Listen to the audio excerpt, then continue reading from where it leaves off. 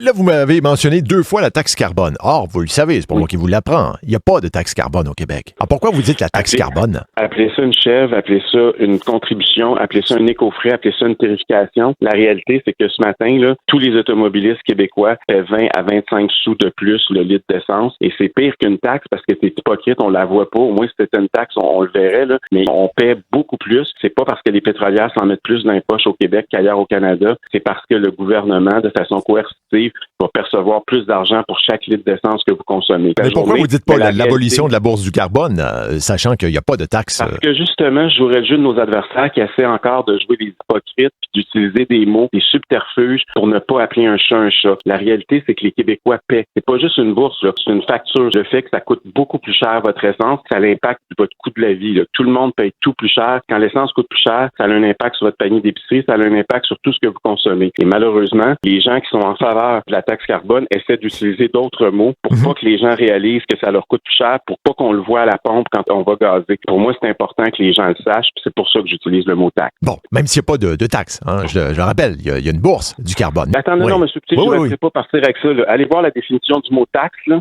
puis dites-moi que c'est pas ça. C'est comme les éco-frais qu'on charge sur un paquet de choses, là. Moi, c'est pas une taxe, là. On charge quelque chose aux gens. C'est pas parce que les gens ne le voient pas que ça n'existe pas. Ils le paient présentement. Il y a un coût, il y a une charge, c'est de façon coercitive, obligatoire, ça va dans les poches du gouvernement. Fait qu'à un moment donné, il faut appeler un chat, puis je sais que c'est un débat sémantique, puis non, mais c'est pas simplement un débat sémantique, M. Duhem, vous le savez. Il y a une bourse du carbone, c'est beaucoup plus complexe qu'une taxe qu'on inscrit sur la facture et qu'on peut abolir du jour au lendemain. Est-ce que le résultat de la bourse, c'est que ça coûte plus cher aux consommateurs, oui ou non? Oui, effectivement. Répondez à ma question. Bon, donc, ça coûte plus cher. Donc, le gouvernement, de manière coercitive, impose un coût à quelque chose qu'on paye quand on va à la caisse, mais qu'on ne voit pas sur la facture. C'est ça, la bourse carbone. C'est une taxe déguisée, cachée, hypocrite. Je veux dire, dans le langage anglais, là, nous autres, on dit un impôt, par exemple, en français. L'impôt sur le revenu.